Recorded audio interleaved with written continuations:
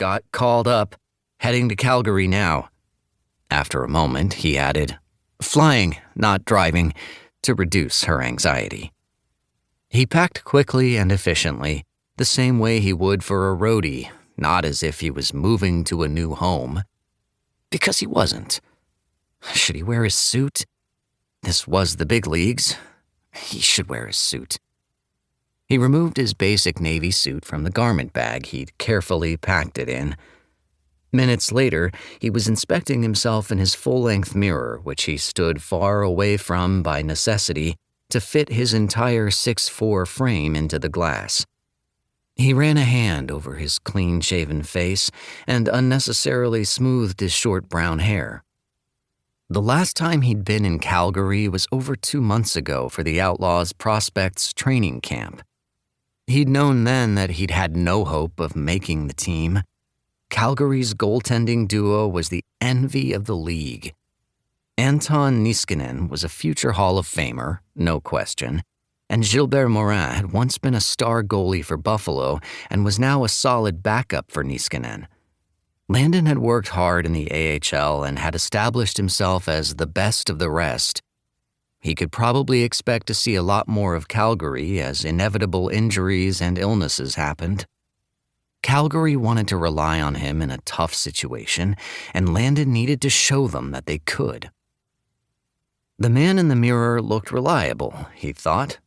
Responsible. Probably too skinny, but that was unlikely to ever change. At least he was tall. Coaches and general managers liked tall. Landon didn't particularly enjoy looking at himself. He didn't like being seen, and only truly felt comfortable when he was wearing 50 pounds of goalie gear. Outside of his shell, he was all limbs and sharp angles and vulnerable skin and bones. He had to talk to people and think about things that weren't hockey. It was the worst. Mom replied to his text just before he left his apartment to start his new adventure. "Congratulations! That's amazing, and we're so excited for you. Love you. Be careful." Landon grimaced at the "be careful," though he couldn't blame his parents for worrying, just like he didn't blame them for not watching his games. The limited support they were able to give him was already more than he deserved, and the usual wave of guilt swept over him as he wrote back, "I will. Love you too." Landon was sitting in an NHL locker room directly across from Anton Niskanen. Anton fucking Niskanen!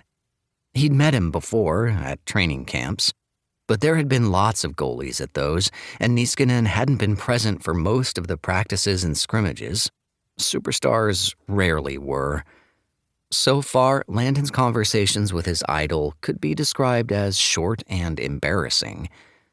Last time Landon had attempted to talk to him, he'd clumsily stopped himself from gushing about what an honor it was to meet him by complimenting Niskanen's shoes and asking where he'd bought them.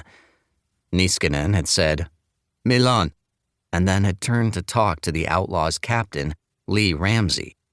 Landon had walked away, mentally kicking himself with his own Marshall's dress shoes. Things could only get better, right? When he'd first walked into the arena, Landon had met with Andy Bates, the goalie coach, and learned that he'd arrived during a hectic week.